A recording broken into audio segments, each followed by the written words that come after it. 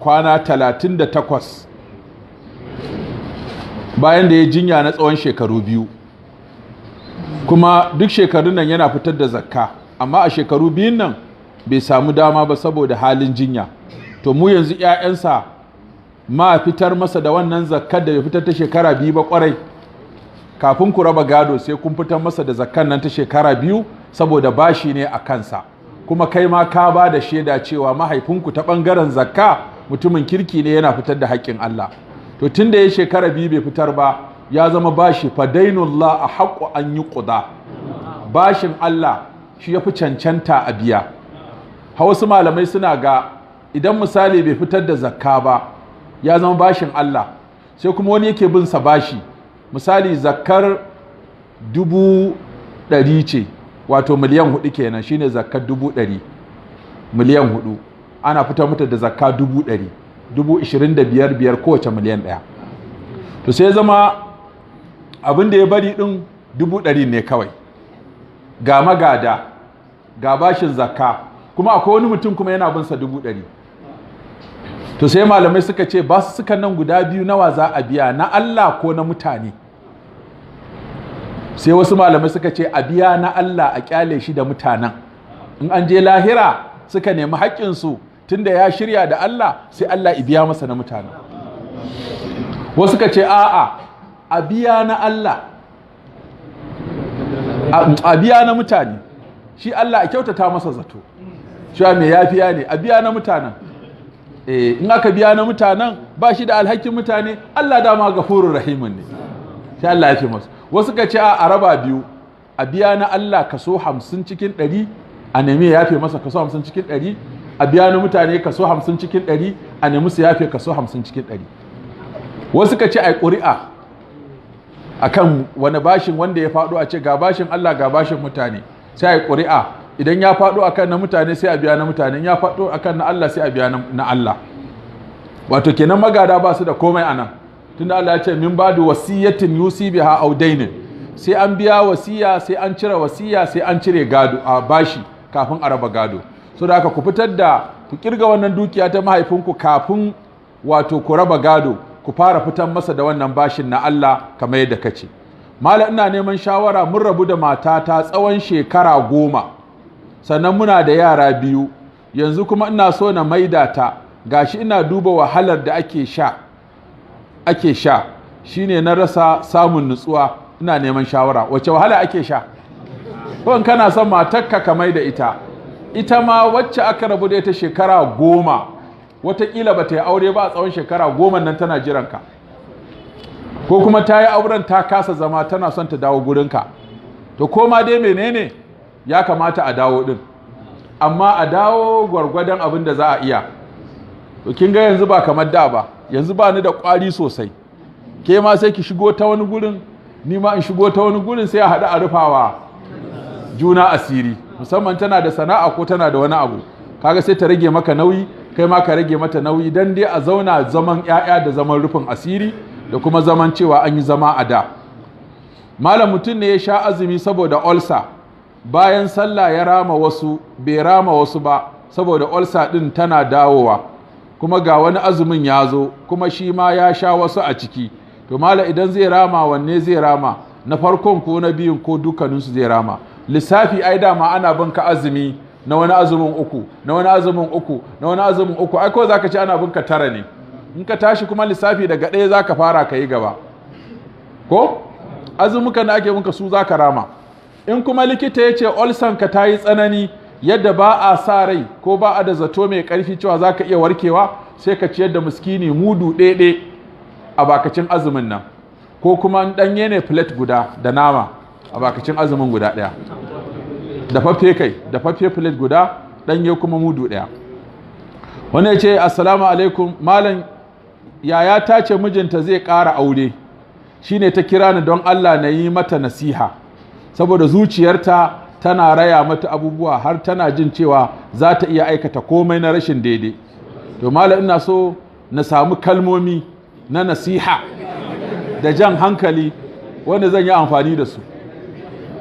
Wato wani malami ya taɓa tambaya wani malami ya ce, wai a musulunci yaushe ya kamata mutum ya gaya wa matarsa in zai ƙara aure? Malam ya ce ban kwana 2. Ya je nazari da ya ce wallahi ban gani gurin ba. Ka je ka iya dabara ka kawai, saboda matan iri-iri ne.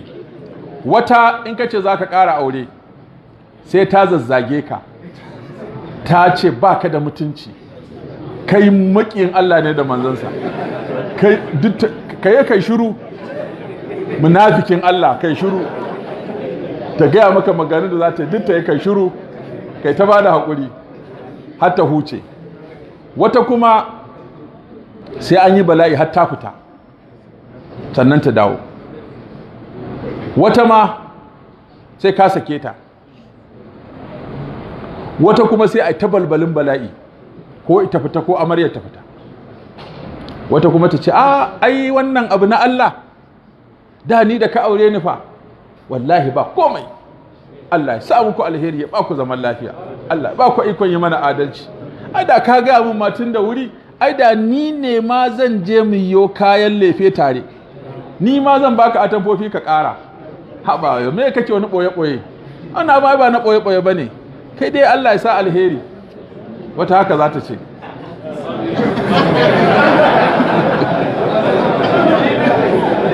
To kaga iri-iri ne matan.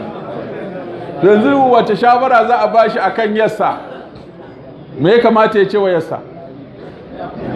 Shi yasa aka ce in za ka aure ka aure mai addini, ba a ce mai ilimi ba, sai aka ce mai addini. Mutane ba sa bambanta mai ilimi da mai addini. Akwai mai ilimin da ba ta da addini, akwai mai addinin da ba ta da ilimi. Ya kamata ka san wannan. Ita mai addini ita ce duk abin da na Allah ne ita ta yarda da shi. Wallahi akwai wani da ya kira ni in lallashi matarsa zai ƙara aure, ta ce malam sai an wani lallashe ni, ba Allah ne ce a ƙara aure ba ga wanda zai iya kuma yana da hali kuma ina kyautata masa san zai yi adalci. Ta ce ni duk abin da yake na Allah ne wallahi na yarda a yi, in dai na Allah ne, saboda na san ba zalunci a abin Allah. Kawai abin da nake jiye masa Allah ya sa ya adalci shikenan. Amma yana da hali, yana da gida da zai mata gidanta daban nawa daban, na me kuma yana da halin karawa, da ya je ja mana abin kunya ce an kama shi da wata mata fa ba kare ya auren ba. Kaga wannan yayi sa'a. Wani kuma da zai kara auren ta ce san ba a gidan nan ba. Wallahi na daɗe ban ga abin tausayi irin wannan ba. Muna hizba da yaran nan, ‘ya'yansu 8 kuma 7 daga ciki mata.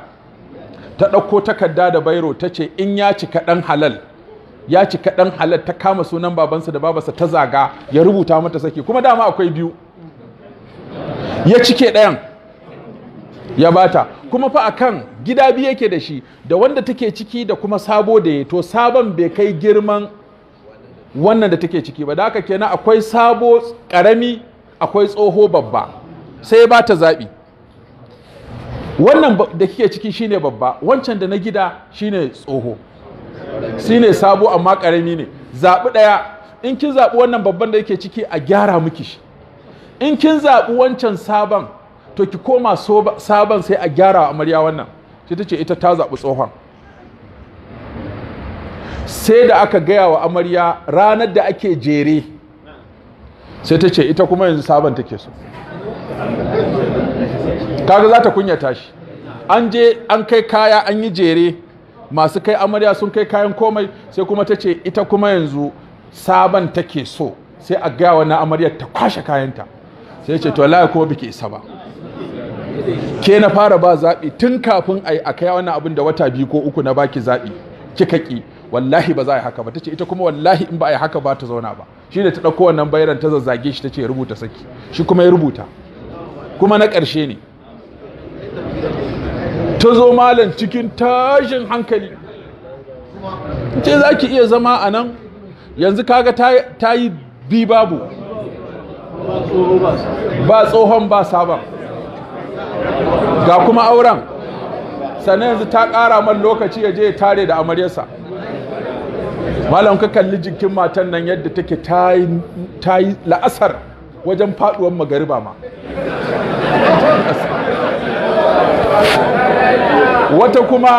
wata kuma da za a auren sai ta wata ce ita gida ta tafi, da ya gaya min na ce kyale ta, kakkace ta tafi, amma ta tafi kakkace ta dawo, za ta ƙara ma lokaci. To kai da za ka yi kwana 7 ta yi fushi ta tafi, ba sai kuma abin da Allah ya ba. So da aka ta yi fushi ta tafi gida, ya ce min ta tafi, na ce to kakkace ta dawo, kawai kai waya ka ji ta zo, in ta zo ka ce to shi kenan, kakkace ta dawo. So da aka zauna, na ce amma ka dinga tura mata wani abu ko ta hanyar ƙaninta ko wanta ta dinga samun wani kuɗi, so da ka a ce yara sun tafi da ita baka ba su komai. Yana ta tura kuɗi, ya ci gaba da zama da amaryarsa malam, ya yi wata guda, ya shiga na 2, aka shiga na 3, sai ga wayar ta kirin dan rashin kirki ma, ko ma ka bugo ka ji yadda muke ce Allah ba ki haƙuri, kamun rashin mutunci, ko ma ko ka bani haƙuri ya ce Allah ba ki haƙuri, komai ta ce sai ce Allah ba ka, to shi za ka zo in koma.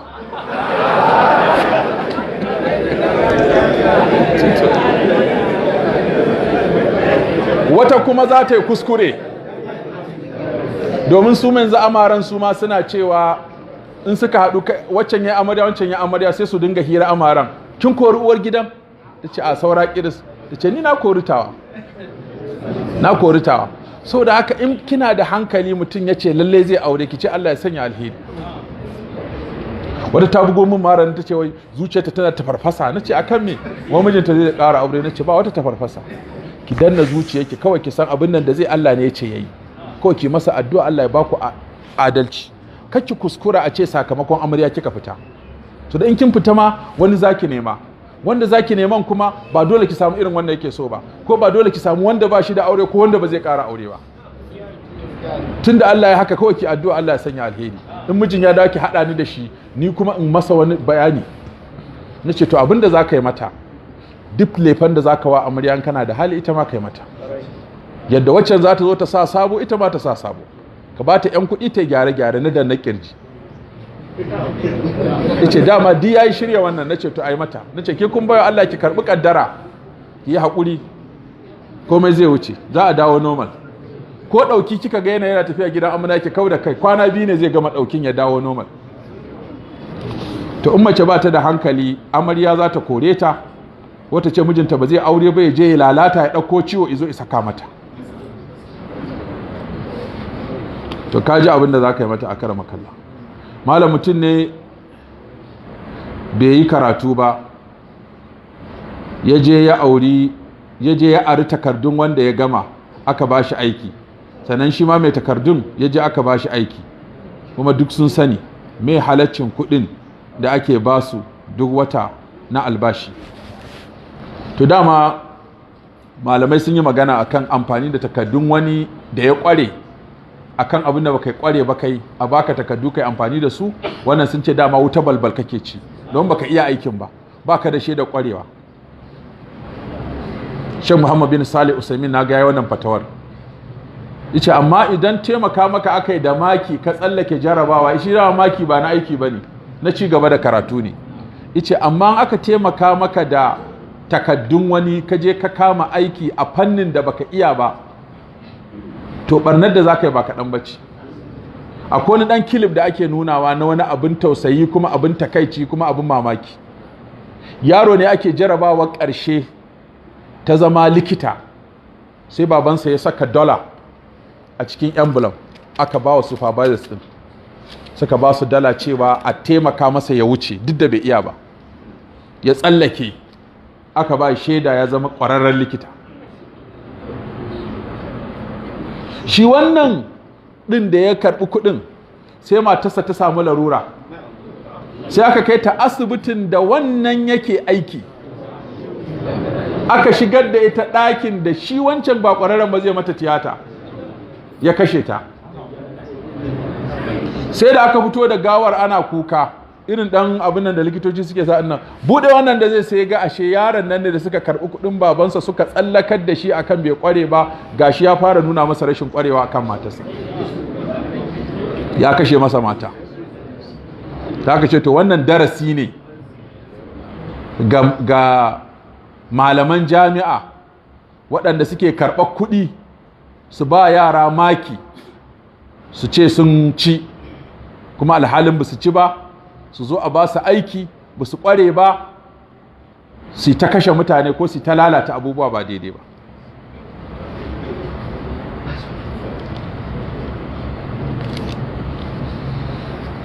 So da haka wannan ka ci haram, ƙara ka je abinda Allah ya sa shi ne rabanka, ba ka da bukatan wani takardu in ba ka da su.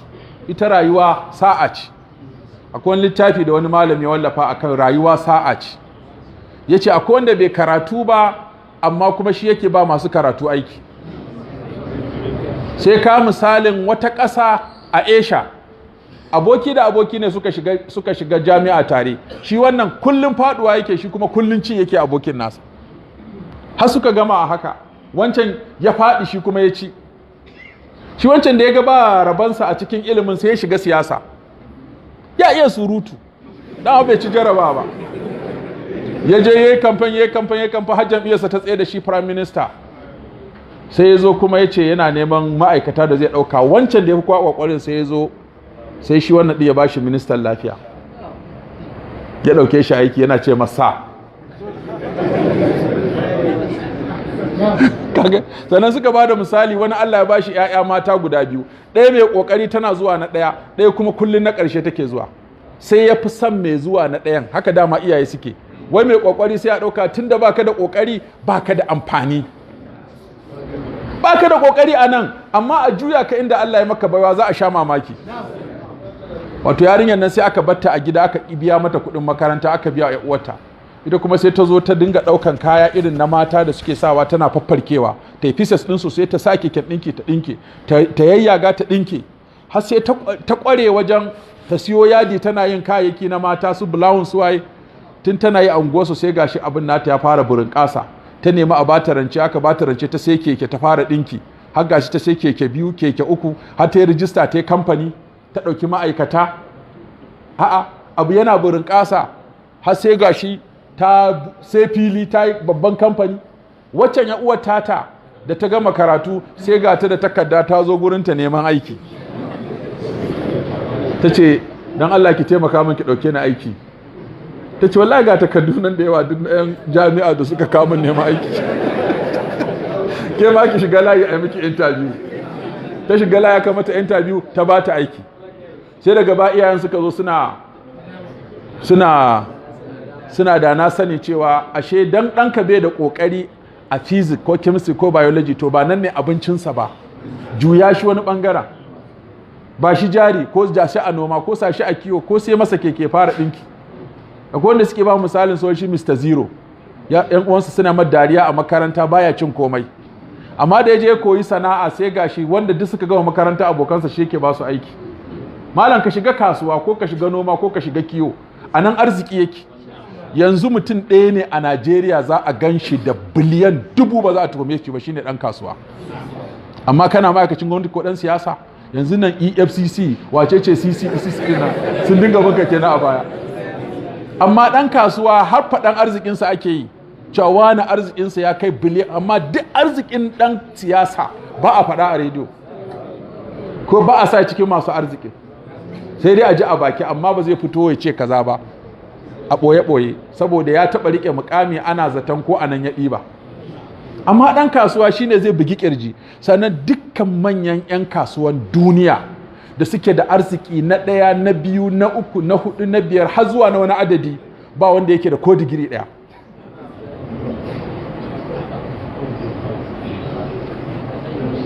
So mafi yawan shugabannin ƙasa da 'yan siyasa ga ba wani mukamin arziki, ba wani karatun arziki suke ba, amma su suke rike manyan mukamai. So in ka kasa nasara a nan, shiga can. Idan ɗanka ya kasa turanci, ya kasa lissafi, bai da rabo a nan ne, juya shi larabci. Bai da rabo a nan, ba shi kota da abin nan, ka ba shi, ka nuna masa gonar kakanka ka gani, sai ya noma ya arziki. Amma a ce wai dan yaro bai da kokari a sa masa kiyayya, wannan rashin iya lissafi ne. Kowa da rabansa. Saboda haka kai haƙuri, ka ba shi takardunsa, ka je ka kama wani aikin kai ma da Allah zai maka albarka a ciki. Mutum ne ya zo ya riski liman suna sallah azhar, sai limamin ya yi raka'a 5, shi kuma raka'a ta 5 ɗin ya samu da liman. Bayan liman ya yi sujjada ba'adi, idan ya tayi cika sauran raka'o'in nan zai kirga da wadda liman yayi ƙari a kanta. Wannan shine abin da malamai suke sabani cewa idan ka samu liman ya ƙara raka'a ta 5 kuma kai ita ka samu zaka lissafa ta a ta ɗayanka ko ka zaka lissafa baka samu raka'a ko ɗaya ba tunda shi liman ba raka'a bace a gurinsa bisa kuskure ya ƙara ta. Mafi rinjaye malamai sun ce kakka ƙara wannan a cikin raka'a ka kawai ka tashi a matsayin baka samu raka'a ko ɗaya ba kai raka'a 4 wannan ɗaya ka wurgar da ita. Wasu ka ce a'a tunda kai baka sani ba shi liman da ya san ƙari yake ai ba zai tashi ba, shi ma da ya san ƙarin yake ya tashi da gangan sallar ta ɓaci, domin sun ce wanda ya ƙara sallah da gangan ta ɓaci. Ashe lokacin da yake ta 5 ɗin nan yana itikadin daidai yake, kai kuma da ka zo ka bi shi kai ma kana itikadin daidai kake, saboda haka ka samu raka'a ɗaya sai ka ci ko 3 kai sallama, shi kuma ya sujada ba'adinsa saboda shi ya ƙari kai ko ba kai ƙarin komai ba. to wannan shine a takeice wallahu a'lam subhanakallahumma bihamdika ashhadu an la ilaha illa anta nastaghfiruka wa natubu ilayk